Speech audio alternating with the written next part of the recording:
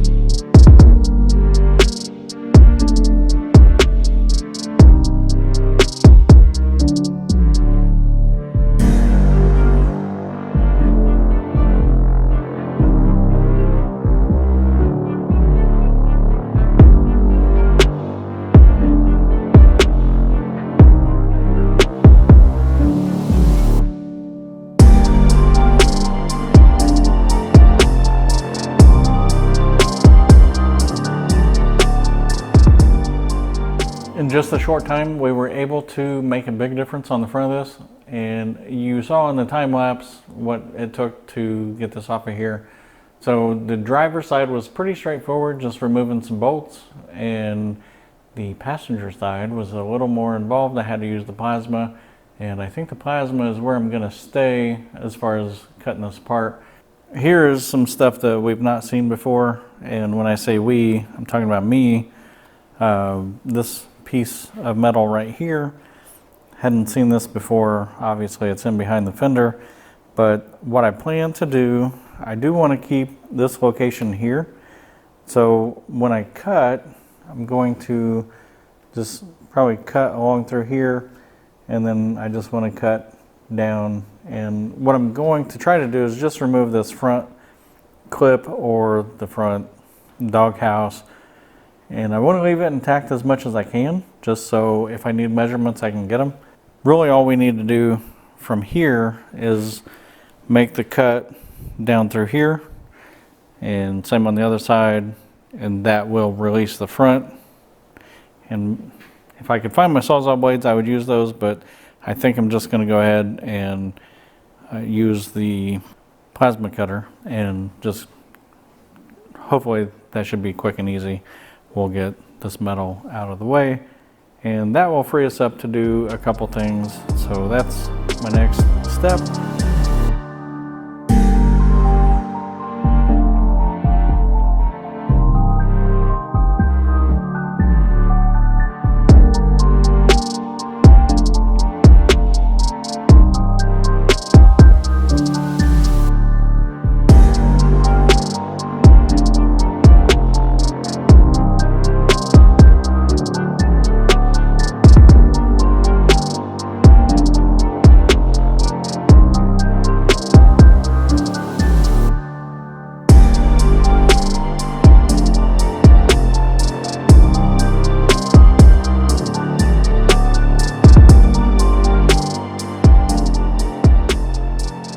So we've definitely made progress, and now I want to bring your attention to something that I was not aware of, and that is going to be these little skirts or aprons right here.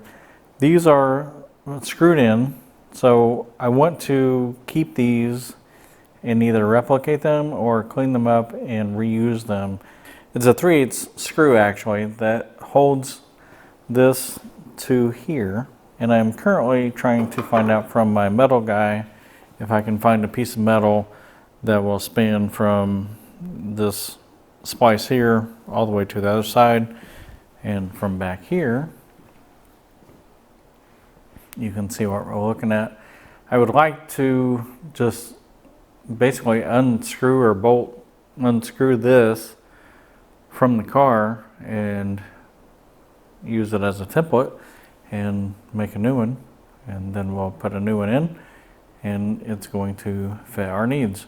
Obviously this is a unibody originally, but now we're putting on a frame, so we have a little more leeway as to how we develop this coming forward. I just want to bring you along. I'm going to go ahead and try to remove these outer edges, and these are just, you can see by the shape, it's just to keep debris from getting past the wheel well and into the door well and into the door section. So I think it's a necessary component, and if we can't save them, we'll make them.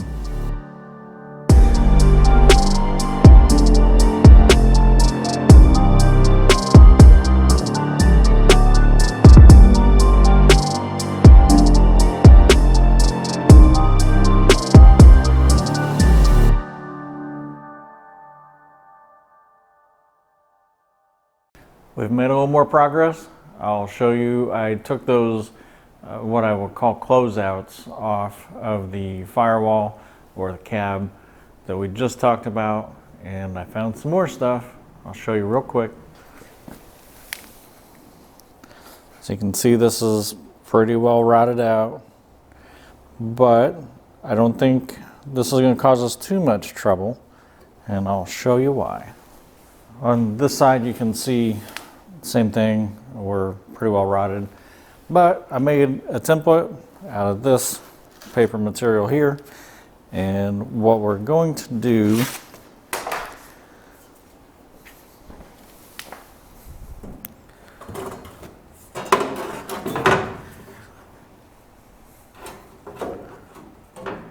That's not sitting completely in place, but I'm just going to end up making these for both sides, and then we'll tie in the firewall.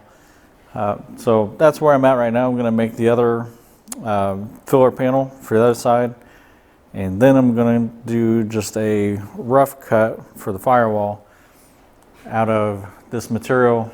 As you can tell, we were able to get a hold of our metal guy and procured some.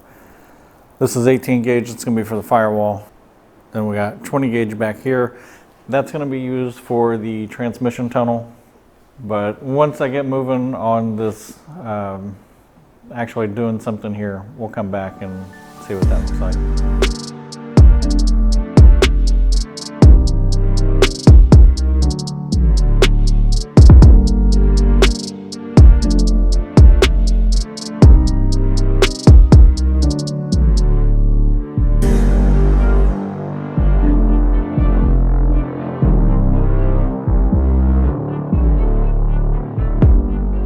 What you just watched in the last clip is on the passenger side. I cut this section out and I put a new piece in. I didn't weld it in, it's just clecoed in place. But since I didn't go through much detail on that, I figured I'd come to this side and show you a little bit more. So what I did is I took a wire wheel and I went around this raised area and cleaned up the metal, and that is going to be a lip that I can stick the new metal onto and spot weld to, and then seam seal it. So just wanted to show you a little more detail, or at least explain what I was doing on the other side so that you could have a better understanding. And what we're trying to do is replace bad metal, mainly down here toward the bottom. But this is where the side panel and the firewall met. There was a flange on the firewall and then this piece, and they basically welded together here, and it rotted out the floor pan on the inside obviously and the outside here. So when we recreate this, that will give us something that we can weld the new firewall that we're going to be making. We can weld to that and add structure. So just wanted to give you that little bit of information before I go any further. I think what I'm going to do is make a new template, just to make sure that I've got everything how I want it. And the new template's going to come out to the edge of here.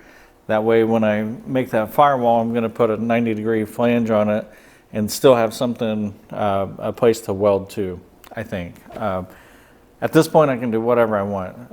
I could do a return flange and come in this way and spot weld here and get rid of that lip, but I haven't decided yet which way I'm going to go with it. As promised, here is the filler panel for this side. Don't mind the sawzall just yet, we'll talk about that here in a second. And here's passenger side in place. So now about the sawzall, I have started to cut.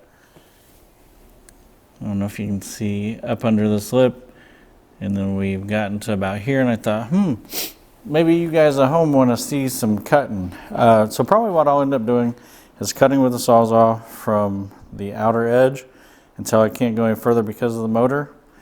And same thing, I'll probably work from the outside coming in, and then we'll probably grab the plasma cutter. Two reasons I didn't want to use the plasma cutter. One, I want to minimize sparks. And behind here, there are some leaves that had gotten in through these vents, and I didn't want those catching fire. So once we get to about that windshield washer squirter, we're going to be past where those leaves are. So that's what I'm going to do. Just throw it on time lapse, and I think this is going to be probably the best method of doing this. I could pull the engine. I really don't want to just yet. I still want to get everything fitted to get past that collector for the exhaust. We'll try and get this firewall out and see what happens.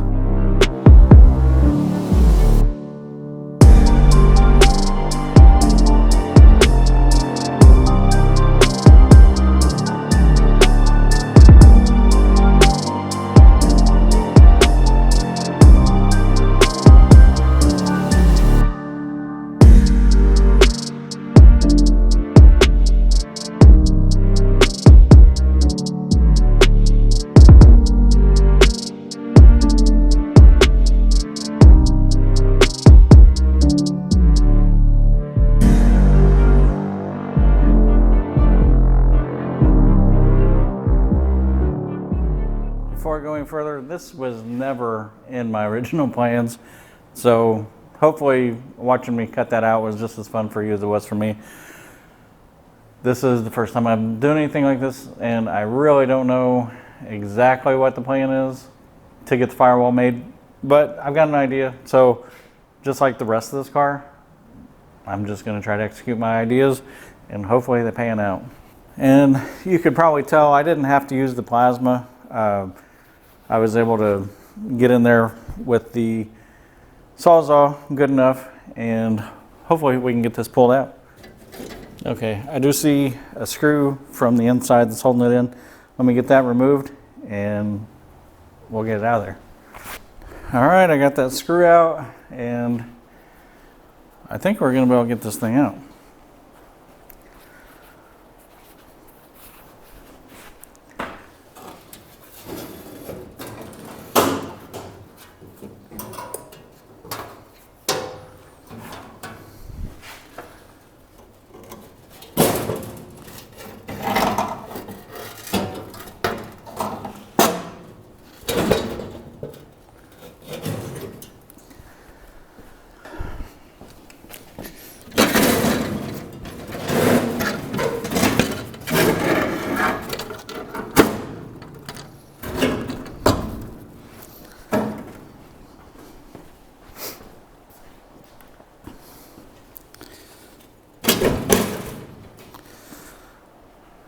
And there you go.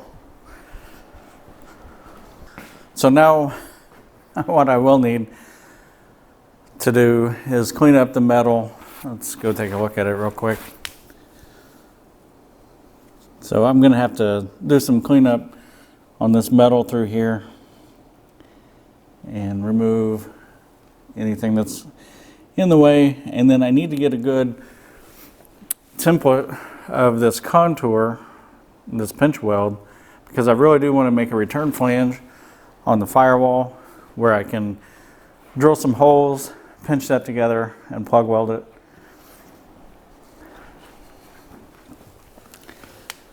But if you ever want to see the backside of a Mustang or a Falcon Dash, here you go. Well, the next move on this is to get all the metal cleaned up that I just showed you. I need to get the steering column in, and once we have the steering column in place, I can do a little bit more with the firewall. I can also start to lay out the firewall, but before I get that template for that front edge, I'm going to need to get that metal cleaned up. So I think I'm going to end this video here just for the firewall removal. On the next video, we'll probably mock up the steering at a minimum, and then I did get a radiator, so we might mock that up, but that'll probably be a different video. I want to get the firewall finalized, I want to get the steering finalized, and then we can move on to either the brake booster.